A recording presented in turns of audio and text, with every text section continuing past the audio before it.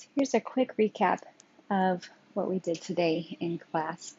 For example 1, a square-shaped park has an area of 324.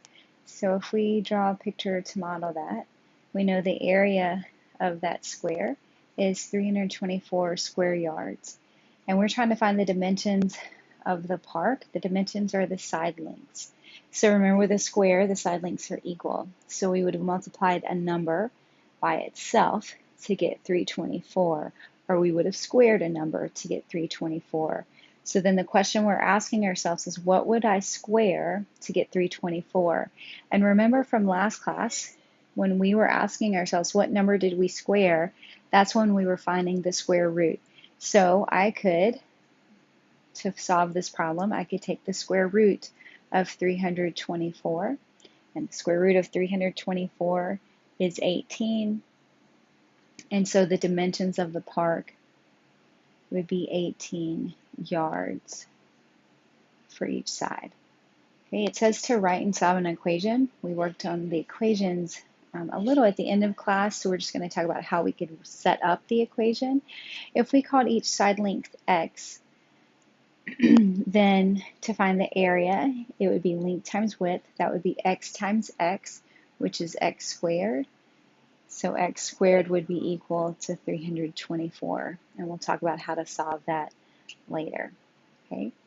So for number 2, a cube has a volume of 27 cubic inches. So this goes back to the geometric connections that we were making as we were listing out our squares and our cubes. So this time the volume is 27 cubic inches. Again, we need to find the side lengths. Remember, in a cube, all of the side lengths are equal. So if we were going to find the volume, length times width times height, we would be multiplying a number by itself 3 times to get 27. So we would have cubed a number to get 27. So then we're asking ourselves, okay, well, what would we cube to get 27? Remember from last class when we're asking ourselves what would we cube, what we're really looking at is the cube root. So the cube root of 27, which is 3. And so our side lengths are 3 inches for that cube. It says to write and solve an equation. We're just going to set the equation up. So if we were going to find the volume, length times width times height, that would be cubing a number. So if we called that x, that would be x times x times x, or x cubed. So we could write an equation, x cubed equals 27 if we wanted to. And then for example 3, we want to know if 6 is a solution. So we use our prior knowledge when we were working with equations and systems of equations. Remember, a solution to an equation is any value that makes it true or that satisfies the equation. So we're going to use that same method that we've used before, where we plug the 6 in, and then we see, does it make the equation true or not? So x squared would be 6 squared. So we get 6 squared minus 4 equals 5 times 6, because remember here we're trying to figure out if x is 6. So we're trying to figure out if those two sides really are equal. So now we simplify. 6 squared is 36 minus 4 equals 5 times 6 is 30. So our right side is simplified at 30. Now we need to simplify the left side. 36 minus 4 is 32. And if we look at that, 32 is not equal to 30. So the equation is not true. 6 did not satisfy the equation. So 6 is not a solution. The second concept we looked at was thinking about the value of irrational numbers with our radicals. So the square root of 19, if we were thinking, what number did I square to get 19? Well, 19 was not a perfect square from our list, so it's not going to be an integer. So we're looking to see what two integers it would be between on the number line. And so as we're showing our work and showing our thinking for problems like this, we're trying to figure out where the square root of 19 would be. So it's a square root, so we're going to look at our perfect squares. So 1, 4, 9, 16, 25, 19 would fit in between 16 and 25. And so the square root of 19 is between the square root of 16 and the square root of 25. Well, we know the square root of 16 is 4. We know the square root of 25 is 5. So we know that it's between 4 and 5. That's the first thing that we want to be able to figure out, and we've shown our work to support that. We're also going to graph. We're going to make a simple graph to represent it. So here's 4, 5. We know it has to be somewhere between there. We're going to add to our graph 4.5. That just helps us in a few minutes put the point in a more accurate place. So now we need to figure out which number is it going to be closer to. We're going to come up with an estimate for that. To do that, we're going to think about the numbers. So 16 to 19, it's an increase of 3. 19 to 25 is an increase of 6. If the square root of 19 were exactly in the middle, those two numbers would be the same. It would be the same distance from 25 as it is from 16, but they're not the same, so we know it's not in the middle. Which one is it closer to? Is it closer to the 4 or the 5? Well, if it were 3 steps from 16 and 19 is 6 steps from 25, it's closer to the 16. And so remember that's the square root of 16, so it would be closer to the 4. So that's the second part of our answer. And then for the last part of our answer, we're estimating. Is it going to be right next to the 4? We're going to estimate to the nearest tenth. It's going to be right next to the 4 at a 4.1. Is it almost in the middle? Right? If it's right next to the middle, we would use 4.4. If it's somewhere in between there, 4.2 or 4.3 might be a good estimate. The thing we have to keep in mind is the differences, but it has to be relative, right? A difference of 3 is a bigger deal with small numbers than it is with bigger numbers. If we were talking about 3003 and 3006, if you're 3003 steps away from one side, 3006 steps away from the other side, you're really close to the middle, right? But the smaller the numbers are, the bigger the difference is. And we can kind of see that if we were to list out the numbers 16, 17, 18, 19, 20, 21, 22, 23, 24, 25. So this, remember, is like my 4. All of those would be square roots. And this square root of 25 is my 5. And we can see here is my 19, right?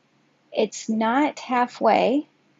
Right? This would be somewhere close to halfway. It's a little short of halfway.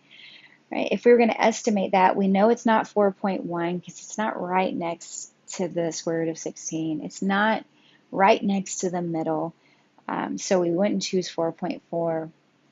So then maybe 4.3 would be a good estimate for that. And our number line, we can plot that point.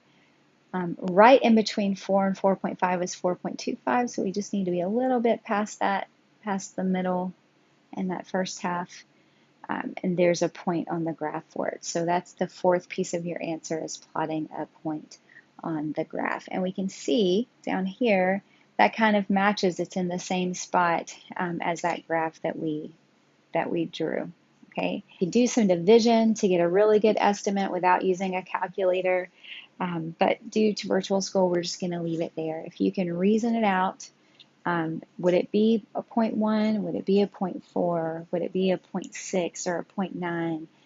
Or would it be somewhere more in the middle for that piece of the graph? The last thing that we did in class today was solve equations that have squares and cubes in them.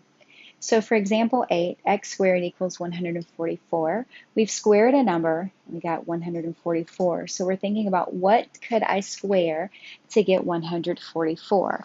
And often people see 12 and they just write x is equal to 12. But remember yesterday we said, or last class, we said every positive number has 2 square roots, right? A positive square root and a negative square root.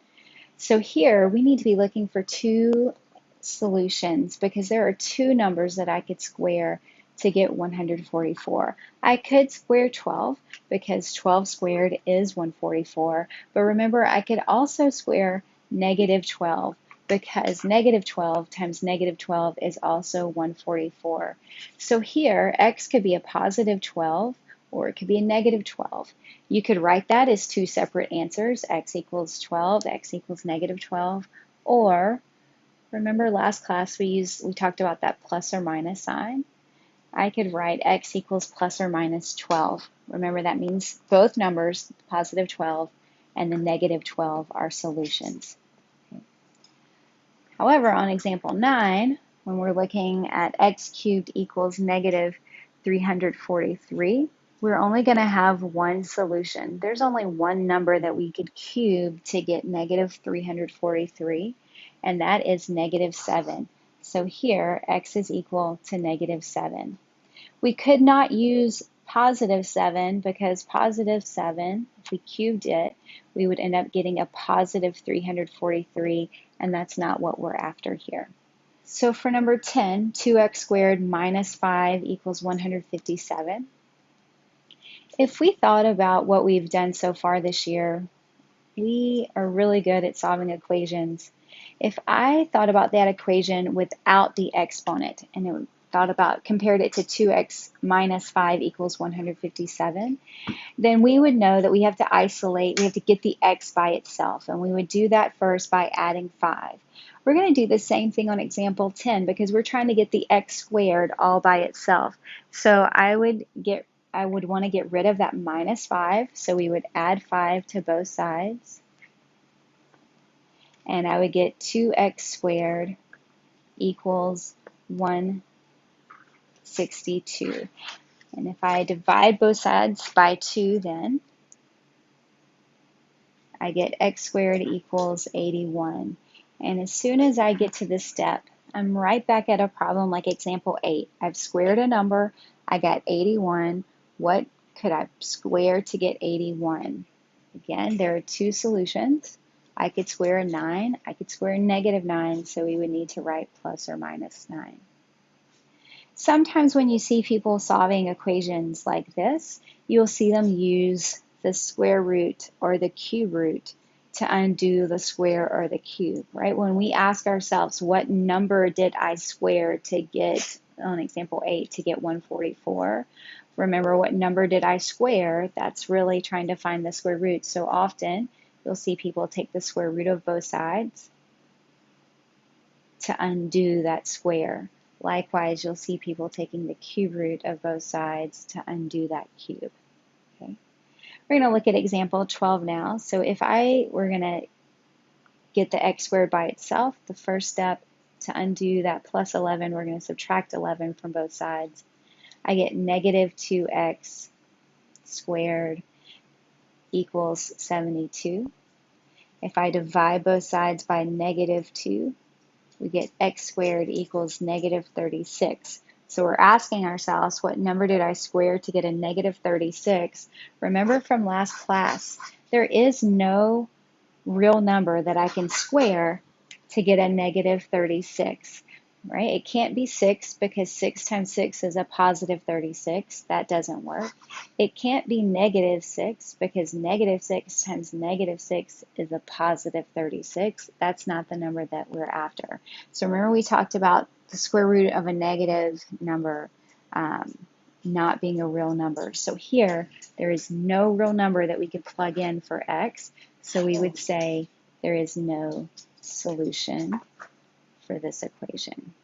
The full notes from today's class are on Power Learning, so feel free to take a look at those for the problems that we haven't done.